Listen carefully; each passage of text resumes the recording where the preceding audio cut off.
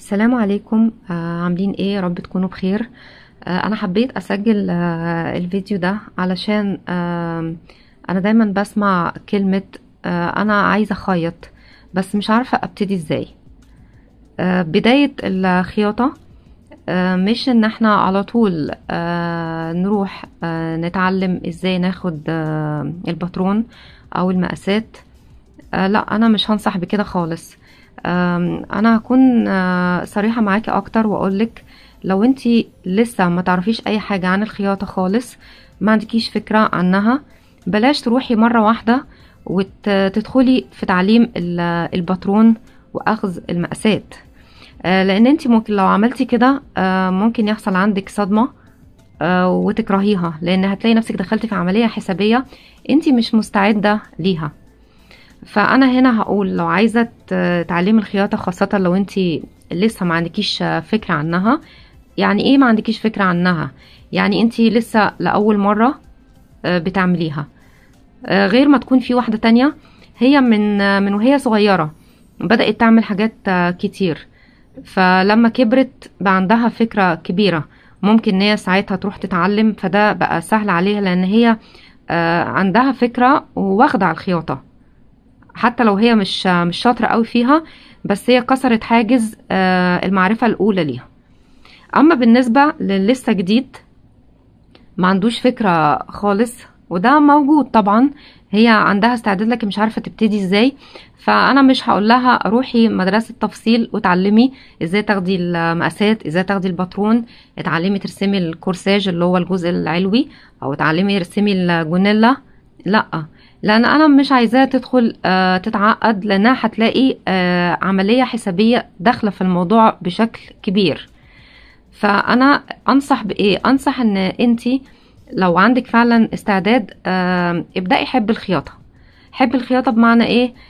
اعملي حاجات تخليكي تاخدي عليها واحدة واحدة وتفرحي ان انتي عملتيها.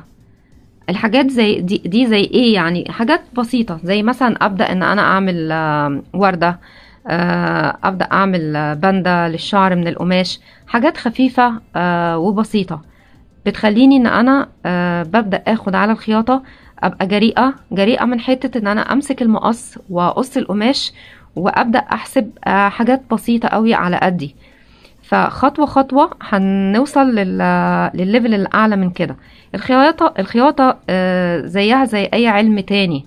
يعني لو قلنا مثلا أنت عايزة تروحي تدرسي لغة وما تعرفيش حاجة فيها، مش معقول مرة واحدة لو أنت عايزة تدرسي لغة مثلا زي اللغة الإنجليزية هتروحي تفتحي كتاب وتبصي فيه وتقريه، او مرة واحدة تروحي تكتبي مقالة في اللغة الانجليزية. لا، لازم الاول تروحي تتعلمي الحروف، ازاي تقريها، ازاي تكتبيها، وازاي تشبكيها واحدة واحدة لغاية ما توصلي انك تقري. حتى كمان لما هتوصلي انك تقري، مش هتقري القصة من مستويات عالية، هتقري برضو مستويات بسيطة جدا زي ما بيبدأوا مع الأطفال في المدارس. الخياطة كده برضو، مش معقول انت ما عندكيش فكرة لسه عن الخياطة وفجأة تروحي على طول على باترون البلوزة عشان خاطر تتعلمي ان انت تفصليه وتقصيه.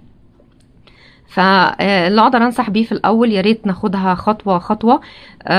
معلش انا عندي يعني، ودي طبعا حرية شخصية، يا ريت ان انا اصبر شوية لمدة شهر، شهرين، 3، ان انا اخد على الخياطة نفسها، افهمها من خلال حاجات بسيطة جدا ما يكونش فيها شغل كتير. زي ما قلت كده، وردات بسيطة، بندة للشعر، كيس مخدة، مثلا مفرش، مجرد ان انا اتني الحروف بس بتاعته، برضو ممكن ستارة بسيطة ما فيهاش شغل كتير. الحاجات دي كلها هتعلمني ان انا بفهم خطوط في الخياطة ولو بسيطة، وبتجرأ ان انا امسك المقص واقص. الخطوة اللي بعد كده بعد ما ابدأ بحاجات سهلة، ان انا برضو في نفس الوقت اختار قماش سهل ان انا اتعامل معاه، او ممكن نقول برضو علشان حتة ان القماش دي ما تبقاش صعب علينا شوية، ابدأ بالورق الشفاف اللي هو الورق بتاع الباترون. فبجيب الورق الشفاف دوت، زي الورقة دي، ده ورق شفاف ممكن برسم عليه الباترون، وفي نفس الوقت بخيطه وبعمله اكني بالظبط بعيش مع القماش بالظبط. فدي بتديني فرصة ان انا بقص عليها بالمقص، برسم الرسمة عليها، باخد المقاس بس بعملها على حجم صغير شوية، وباخد المقاس عليها وبقصها وبعملها اكني بالظبط بتعامل مع القماش ده. لو انا مش عايزة ان انا اجي جنب القماش او ان انا اخسر قماش او اي حاجة. وفي نقطة تانية ان انا ممكن ابدأ بالقماش بقى، فانا هجيب قماشات سهل التعامل شوية معاها زي قماشات القطن وقماشات اللينو. فيا ريت نبدأ بقماشات بالشكل ده، لان القماشات دي مش هتتحرك من الايد كتير، مش هتتزحلق، وسهل التعامل معاها. فبرضو في نفس الوقت اللي بنصح بيه نبعد عن الشيفون، عن الحرير، عن الكريب، اللي هي الحاجات الناعمة قوي اللي بتتزحلق دي، لانها كمان ممكن ان هي ايه بتخلي الواحد بيتعقد شوية، لانها بتبقى عايزة خبرة وتحكم اكتر. فخلينا في القماشات اللي احنا ممكن نتعامل معاها وبتكون ثابتة في ايدينا، زي اللينو والقطنيات. في نفس الوقت كمان انا ببدأ بحاجات بسيطة. بيكون عندي هنا اللي بنسميها المازورة بتاعة المقاس او السنتيمتر، قلم رصاص تباشير اعلم بيه، او العلامة بتاعة القماش، الماركر هي مش عندي حاليا، خيط وابرة، مقص ومسطرة. بيكون مقص يعني معقول كويس، علشان المقص لما بيكون بارد بيضايق في عملية القص دي. فمش شرط انه يكون مقص بنفس الطريقة ديت، ممكن يكون مقص ابسط شوية، بس اهم حاجة يكون بيقص على القماش. الخطوة اللي بعد كده ان انا ببدأ اعرف المكنة اللي عندي ده. لو عندي مكنة خياطة بحاول ان انا افهمها، افهم ازاي اشغل المكنة دي، وازاي ان انا برضو اعرف اقعد على المكنة دي واتحكم فيها واخيط عليها. فانا عايزاكي تبدأي بحاجات بسيطة سهل ان انتي تخيطيها وتفهمي المكنة الخياطة من خلالها. حاجات تبقى خطوط مستقيمة زي ما قلنا، مثلا مفرش ترابيزة صغير، كيس مخدة، حاجات بندة للشعر من القماش. كل دي بتبقى حاجات بسيطة بتخلي موضوع ان انا اخيطها على المكنة سهل عليا شوية.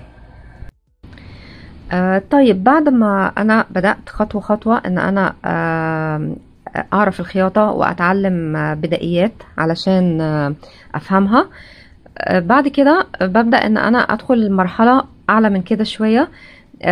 بعد ما اتعلمت حاجات بسيطة، اتعلمت ازاي احسب، اتعلمت ازاي امسك المقص واقص، ان انا باخد بعد كده ممكن حاجة بسيطة ان انا ابدأ بيها، ولتكن ان هي مثلا الجونيلا. هختار ابسط تفصيل في اشكال من شكل من اشكال الجونيلا وابدا بيه، او ان انا اعمل مثلا فستان لطفله صغيره يكون بسيط جدا، او اختيار تاني قميص نوم يكون بسيط من ابسط ما يكون، واختيار رابع ان انا اعمل الكاب الشتوي من القماش طبعا.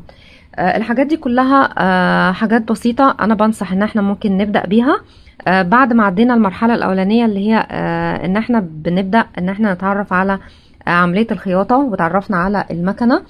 فانا واحدة واحدة باخد ابسط شيء اللي هي الجونيلا مثلا.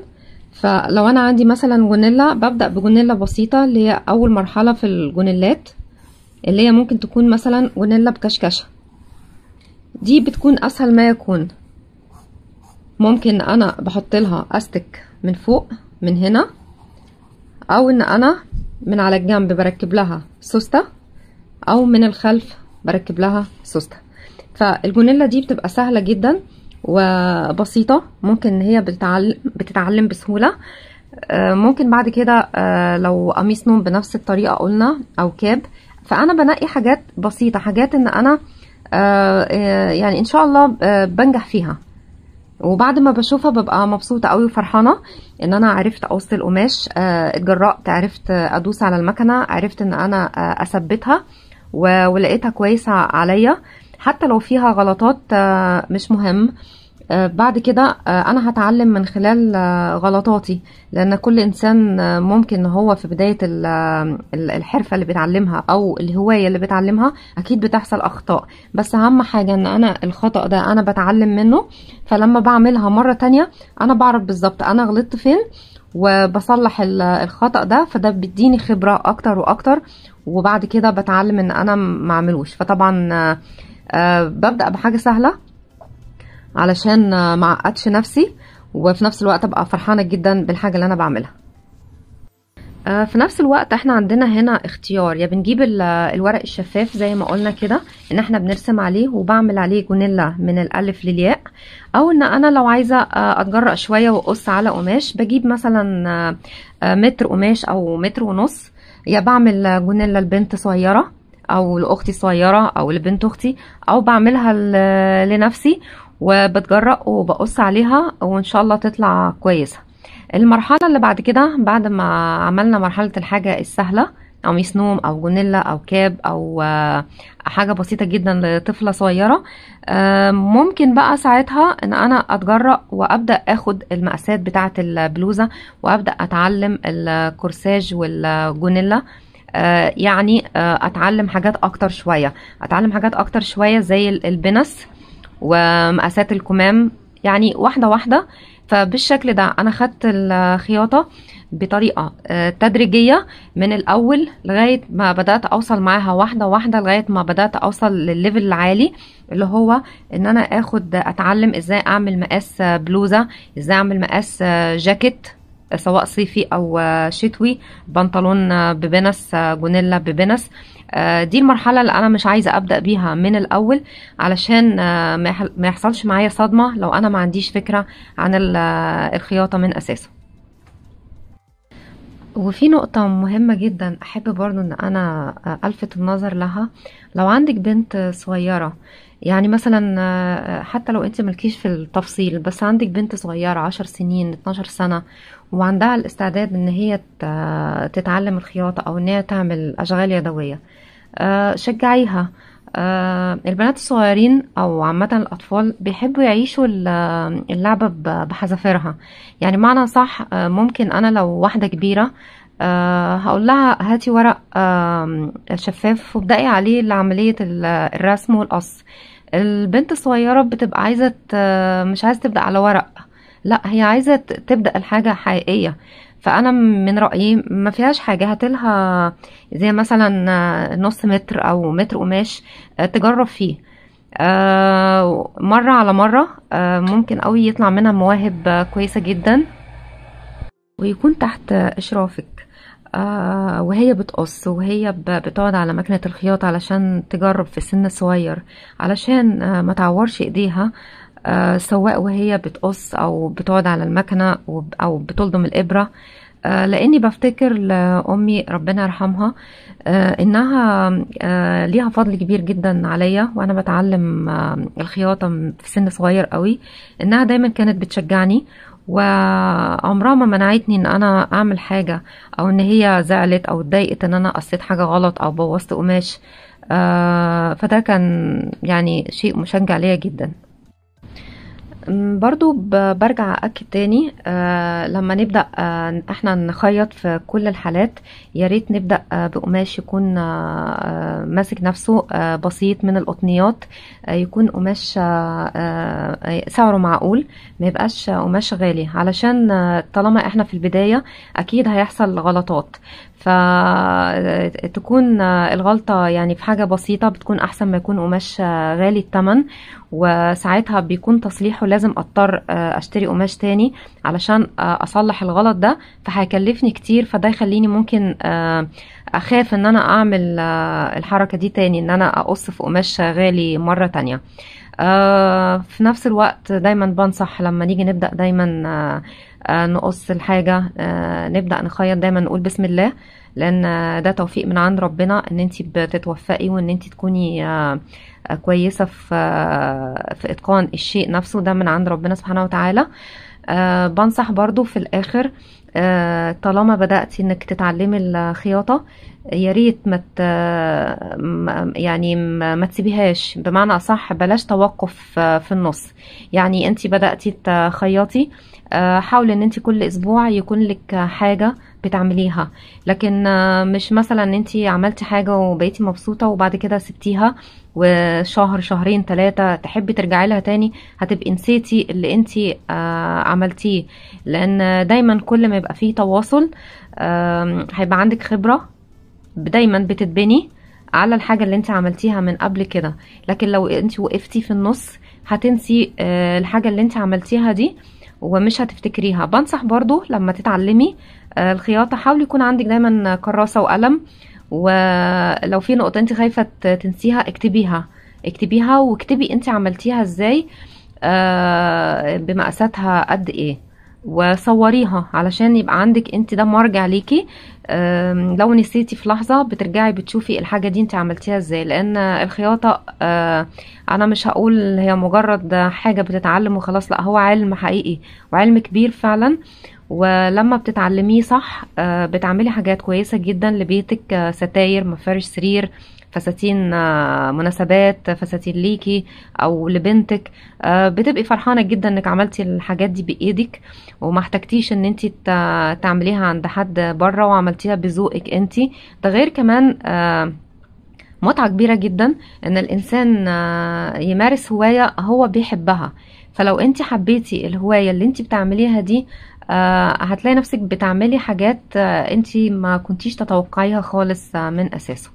فانا بتمنى ربنا يوفق يا رب كل واحدة هي تحب تتعلم علم معين، وان شاء الله بالتوفيق ان احنا نبدأ واحدة واحدة وازاي نبدأ عملية الخياطة.